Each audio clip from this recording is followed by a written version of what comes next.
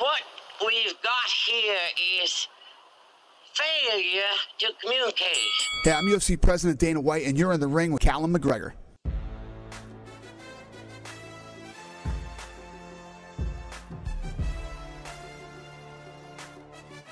They're staring at me. See it?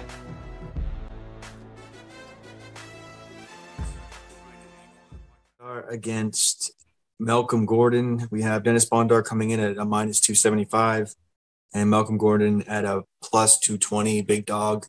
If you had told me pre-Malcolm Gordon coming into the UFC that he would be this much of a dog this far into his career, if he was like 4 fights into the UFC and he's at this much of a dog, I wouldn't believe you.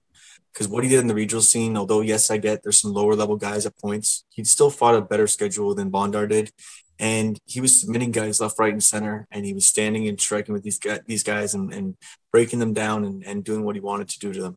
So, when he came to the UFC, you could tell it wasn't just a matter of, people are saying he's chinny. I think there was some nerves, I think he had some nerves in his first couple of fights and wasn't able to shake it because he just didn't look like he looked like a different fighter in the Figueiredo fight.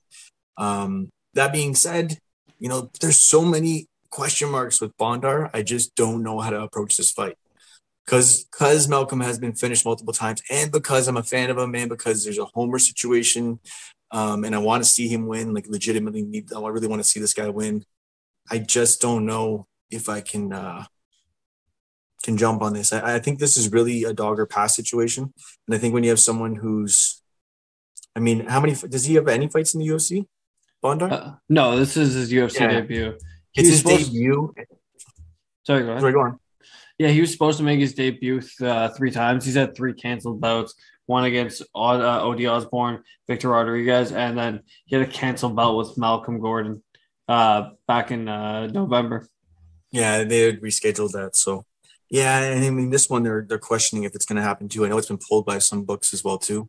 But, this is a dog or pass situation, really. I know that Malcolm Gordon has it in him. And I don't think he's as chinny as everybody thinks. Everybody thinks he's knocked out chinny. No, I don't think that's the case even at all.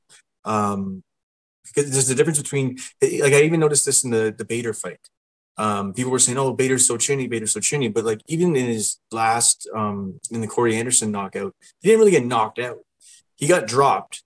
He didn't get fully knocked out, and so then there was a stoppage due to him blocking up. So like, what is the detriment to the head? And you wonder about that sometimes. So I don't think that everybody's fading him pretty hard. I don't know if that's a smart move. I cashed in on him as a big dog last time. I'm probably going to stay away from it this time, but I know myself. I'm probably going to sprinkle a little dog money on this motherfucker because I'm a homer. Yeah, man. I'm the same way. It's dog or pass for me, but I don't actually mind Gordon this fight.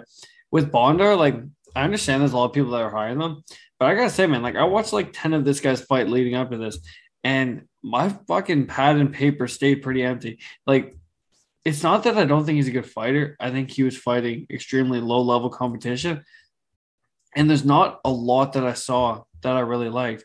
Like, he's got good takedowns. He has decent striking, but he's also one of these guys that's just, like, flashy and everything like that. And, like, there wasn't a lot there for me. I like Malcolm Gordon in the spot. Once again, it's not the hottest take, but I think a lot of Bondar's hype is coming off of Malcolm Gordon's failures. And I think a lot of the hype on Bondar is coming off of flashy stuff that you see in the YouTube clip. But if you watch his fights that go 15 minutes and stuff like that, he's not the most durable guy in the world. He kind of looks tired. And I just think Malcolm Gordon will be able to stay calm and composed. If he gets taken down, I think he'll be able to get back up. And another thing, too, is, and as much as I don't like to touch on touchy subjects, there's a lot of shit going on in the Ukraine right now. And I think a lot of that can have an impact on Bondar's headspace. And with him coming over, having to do with his weight cut, all that type of stuff. And as I said, that's probably a primary reason why this fight may even get pulled. So I don't like to prey on other people's weaknesses. Slick angle. Yeah, so once again, I feel bad saying that, right? Because I feel like I'm preying on somebody's weakness on, some real world issues. That's relevant. It's going on, man. It is what it is. I feel like that's gonna have a big impact, man. I know if that shit was going on in my home, I wouldn't be able to stay composed on what was going on either. So I'm on Malcolm Gordon. Yeah, you know what? I shouldn't stay away from a breakdown on this, and I think I sort of did bitch out on it a little bit because of being someone who like automatically you could go look at the card and say, oh, he's going to pick Malcolm Gordon. Like automatically I'm going to pick up, because I'm a fan. That's fine.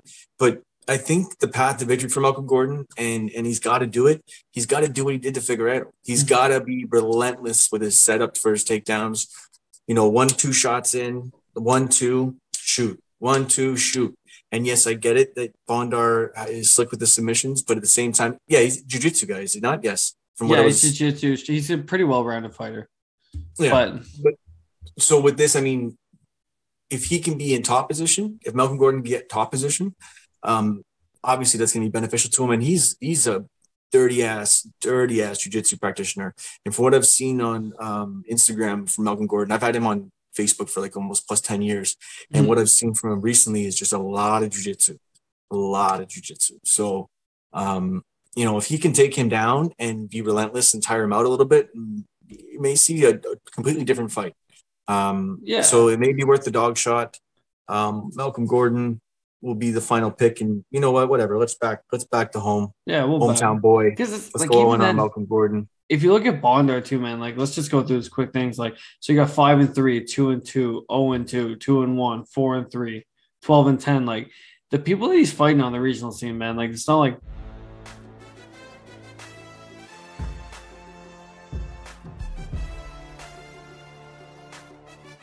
The champ, John Jones. Follow me on Twitter.